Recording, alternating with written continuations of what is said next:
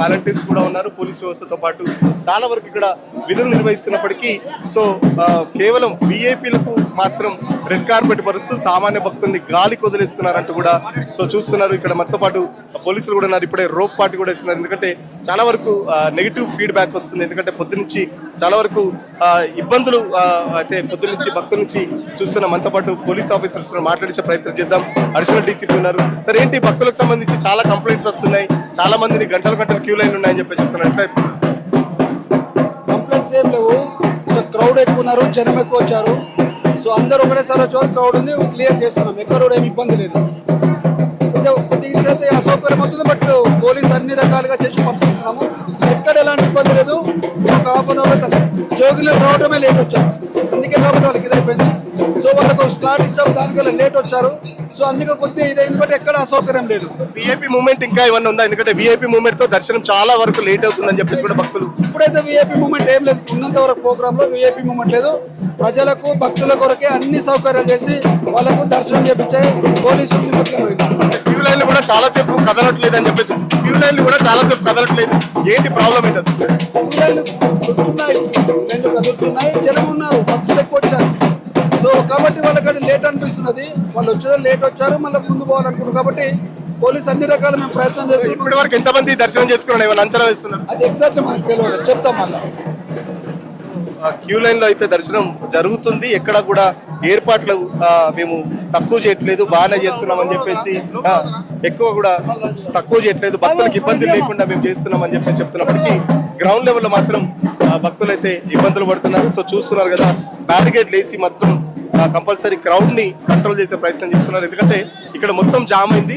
ఒక్కొక్కరిని వాళ్ళు కొద్దిగా ముందు పోయినప్పటికీ మళ్ళీ వాళ్ళు కొద్దిగా ముందు పోయిన తర్వాత మళ్ళీ కొంతమంది లోపల తీసుకుంటారు. ఎందుకంటే ఆ గుడి లోపల కూడా చాలా వరకు క్రౌడ్ ఉంది. సో అటు క్యూ లైన్లతో పాటు ఇక్కడ కూడా చాలా క్రౌడ్ పుల్లింగ్ ఉంది. కాబట్టి కొద్దిగా పోలీసులు మా సేఫ్టీ ఉంది, సో ఆ సేఫ్టీ ప్రకారం, ఆ సేఫ్టీ మెజర్స్ ప్రకారమే మేము పంపిస్తున్నామని చెప్పేసి కూడా చెప్తున్నారు. సో చూస్తున్నారు కదా, భక్తులకు పూనకాలు కూడా వస్తున్నాయి. క్యూ లైన్లో పూనకాలు కూడా ఒక భక్తురాలు అమ్మవారి పూనకంతో వచ్చింది. సో పసుపు పెట్టి కంట్రోల్ చేసే ప్రయత్నం చేస్తున్నారు.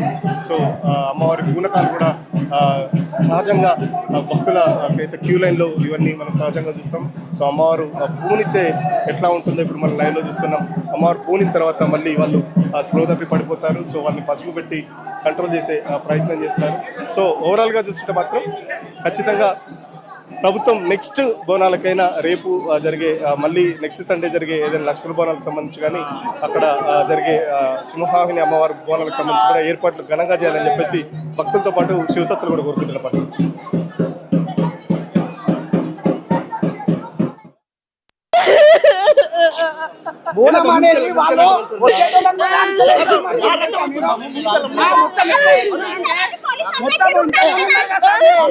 మా వాళ్ళు అన్నాను కూడా మీరు పంపిస్తలేరు.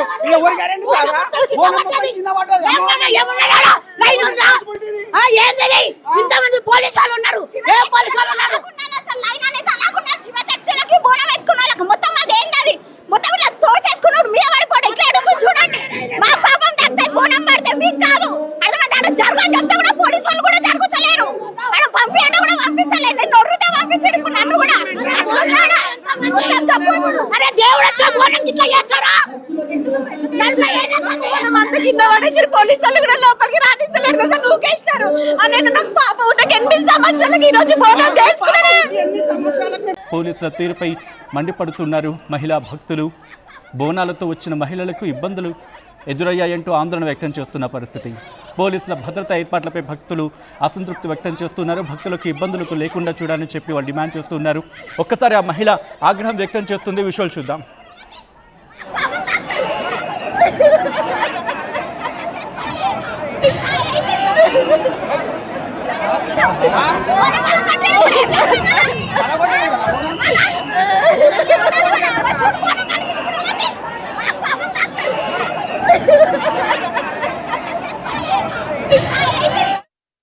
రెడ్డి అంశానికి సంబంధించి నేరుగా సికింద్రాబాద్ వెళ్ళిపోతాం. సికింద్రాబాద్ నుంచి అప్డేట్స్ అందించేందుకు సురేష్ లైవ్లో సిద్ధంగా ఉన్నారు. సురేష్, ప్రస్తుతం ఎటువంటి పరిస్థితి ఉంది? ఎందుకంటే అఫ్ కోర్స్ బోనం